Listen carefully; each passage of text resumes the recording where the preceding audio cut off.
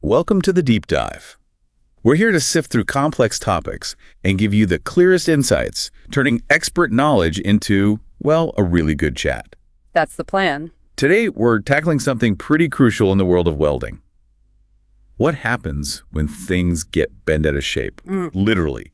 We're talking about welding distortion. Right. Ideally, you design and weld to avoid it completely. There's a lot of effort that goes into that. Absolutely. But sometimes, despite best efforts, components warp or twist.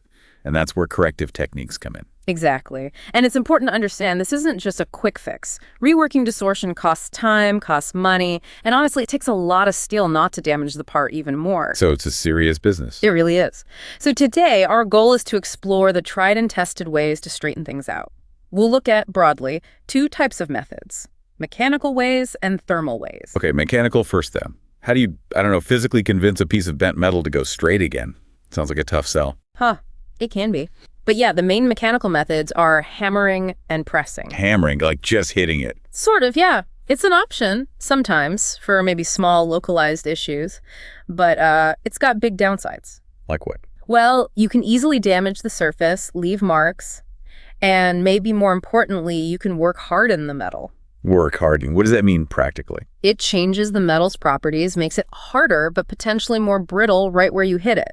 That might not be what you want for the component's function later on. Right, okay. So hammering is maybe a bit crude. Yeah. What's the alternative? Pressing, you said? Exactly. Pressing is generally preferred. It's more controlled, especially for bigger issues like overall bowing or angular distortion in a section. So you put the whole bent piece in a press? Essentially, yes. You can straighten the entire component that way. But here's the really interesting part. It involves something called overcorrection. Overcorrection? Hold on, you mean you bend it too far the other way? Why? It sounds weird, right? But yes, you use what are called packing pieces. Think of them like custom blocks or shims. You put them between the part and the press. Okay. And you deliberately apply enough force to bend the component past straight into a slightly counter-distorted shape. Okay, I'm still not seeing the logic there. Wouldn't that just make it bent the wrong way? But then you release the pressure, and metal has elasticity, right? It wants to spring back. Elastic spring back. Yeah. So because you pushed it slightly too far, when it springs back naturally, it lands, hopefully, perfectly straight, or at least much closer to it. Wow. Okay, that is clever. You're using the metal's own tendency to rebound. Precisely. You're working with its properties, not just against them. That's really elegant. So what about really long things, like a big structural beam that's bowed along its length? You can't fit that whole thing in a press easily. No, you're right. For long components, you do it progressively. You press a short section, move along, press the next section, and so on. A series of small, incremental presses. Got it. Step by step. And there's a detail there if you have something like, say, an I-beam with flanges and a web. The top and bottom flat parts are flanges. The middle vertical bit is the web. Correct. You should apply the pressing force on the flange, not the thinner web. The web could buckle or get damaged easily under direct load. Makes sense. Protect the weaker part. But doing it bit by bit like that, does it end up perfectly straight? Usually it ends up approximately straight. Good, but maybe not perfect. For a truly straight result, or if you need a specific smooth curve, you'd probably use a former. A former, like a mold or a template. Yeah, basically a shaped die or jig that the component is pressed against. Or sometimes rolling techniques can achieve that smooth finish too. Okay, so best practices for mechanical straightening. Sum it up for us. Right. 1, use those packing pieces for overcorrection key for spring back. Right. 2, make sure the component is properly supported so it doesn't just buckle somewhere else under the pressure. Good point. 3, if you need real precision straightness or a curve, consider using a former or rolling. And 4, critically, safety. Yes. What's the specific risk here? Those packing pieces, if they're not secured, like bolted to the press platen, they can shoot out under load. Seriously dangerous. They need to be fixed in place. Definitely something to remember. Okay, that covers the physical persuasion. Now let's move to the other side. Thermal techniques. This feels counterintuitive. Heat causes distortion, so how can heat fix it? It does seem like fighting fire with fire, doesn't it?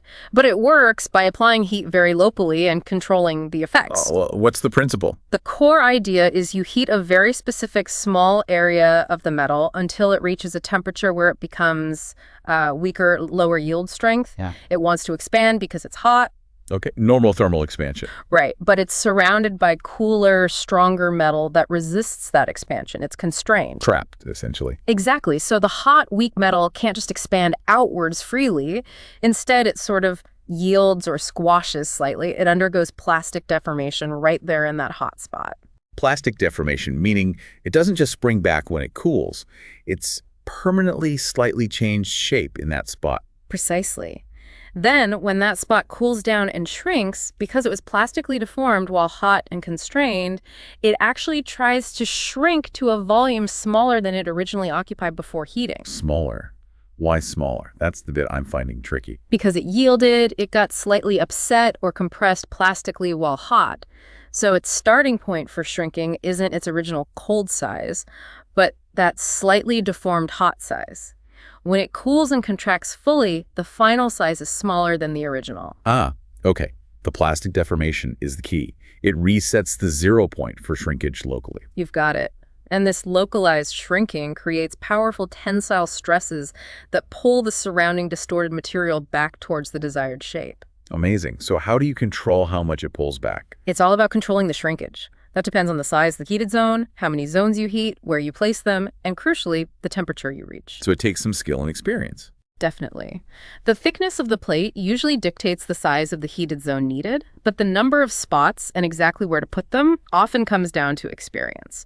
Sometimes, for a new type of job, you might even do tests first to figure out how much shrinkage a certain heating pattern gives you. Right. Are there standard ways to apply the heat? Specific techniques? Yes, there are 3 main ones: spot heating, line heating, and wedge-shaped heating. Okay, spot heating. What's that for? Spot heating is mostly used for buckling in thin sheets.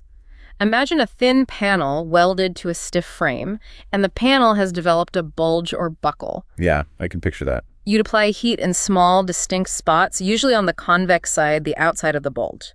If the buckle is quite regular, you can arrange the spots symmetrically.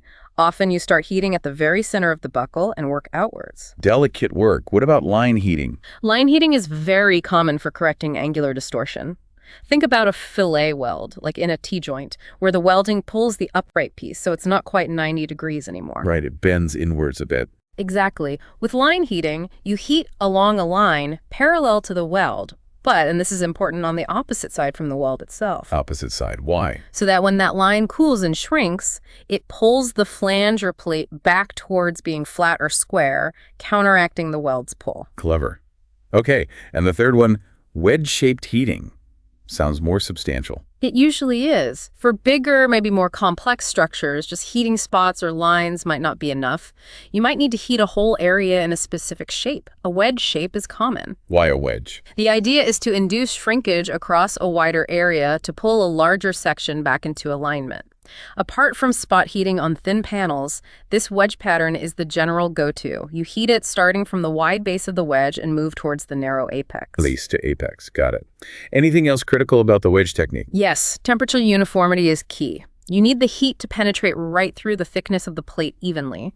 For thicker materials, say over maybe 12 millimeters or half an inch, you might need 2 torches, one on each side, working together. 2 torches. Okay. Is there a rule of thumb for the size of the wedge? There's a general guideline, yeah.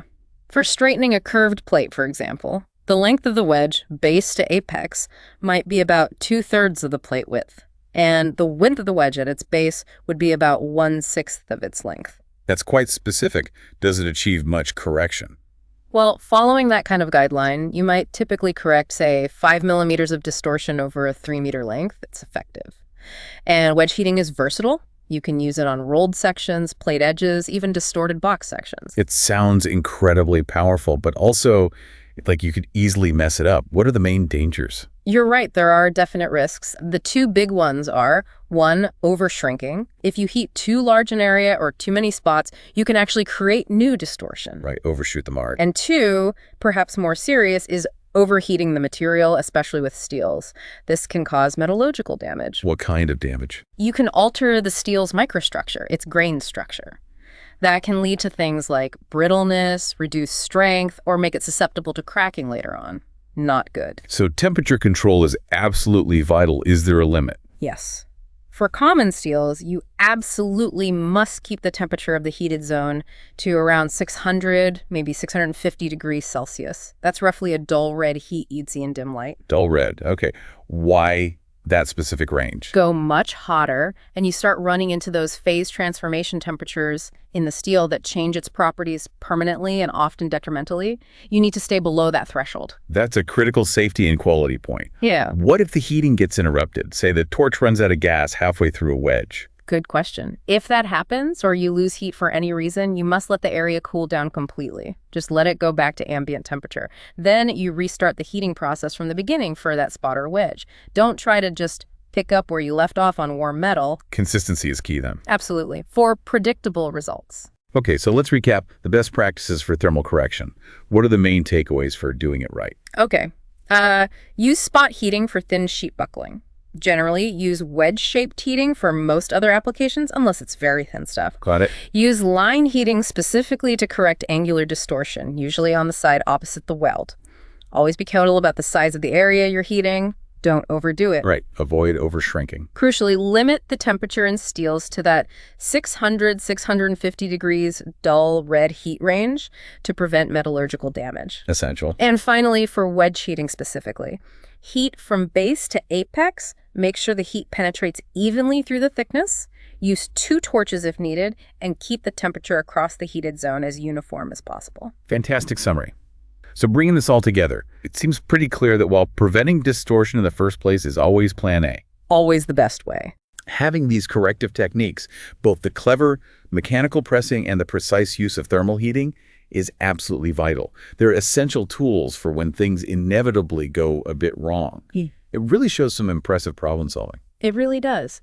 And if you think about the bigger picture here, the level of detail and control involved in these corrections, understanding spring back, controlling localized plastic deformation with heat, it just highlights that welding engineering is so much more than just sticking metal together. Yeah, it's a real blend of science and skill. It is. It's material science, it's engineering mechanics, and it's hands-on craft all rolled into one.